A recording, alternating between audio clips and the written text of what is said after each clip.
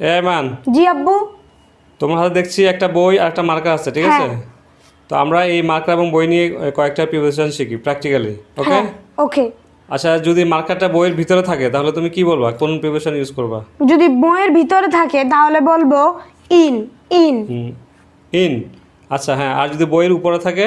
বইয়ের উপরে থাকলে দুই ভাবে বলা যায়। হ্যাঁ বলো। যদি লেগে থাকে তাহলে বলবো অন, এবং যদি উপরে থাকে তাহলে বলবো অ্যাবাভ। অ্যাবাভ। আচ্ছা, আর যদি বইয়ের পাশে থাকে তাহলে কি বলবা? পাশে থাকলে বলবো নেক্সট টু। Next two. আচ্ছা, একটু দূরে যদি কাছে থাকে, কাছে, সেক্ষেত্রে? তাহলে বলবো নিয়ার। নিয়ার। নিয়ার। আচ্ছা, আর যদি বইয়ের পেছনে থাকে সেক্ষেত্রে কি হবে? বইয়ের পেছনে থাকলে বলবো বাহাইন্ড। বাহাইন্ড। বাহাইন্ড। হ্যাঁ। তুমি একবার বলো, দুইবার বলার দরকার নাই, ঠিক আছে?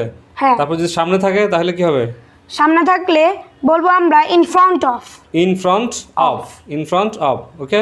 আচ্ছা, যদি তুমি ধরো আরেকটা বই দিলাম তোমাকে, যদি দুইটা বইয়ের মাঝখানে থাকে তখন কি হবে? তখন হবে বিটুইন। বিটুইন। বিটুইন। বিটুইন। আচ্ছা, আরেকটা বই দিলে যদি তিনটা বইয়ের মাঝখানে থাকে সেক্ষেত্রে কি হবে? তিনটা বইয়ের মাঝখানে থাকলে হবে অ্যামং। অ্যামং। ঠিক আছে। হ্যাঁ। তাহলে আমরা প্র্যাকটিক্যালি অনেকগুলো প্রিপারেশন শিখলাম, মনে থাকবে তো? থাকবে। ওকে, বাই।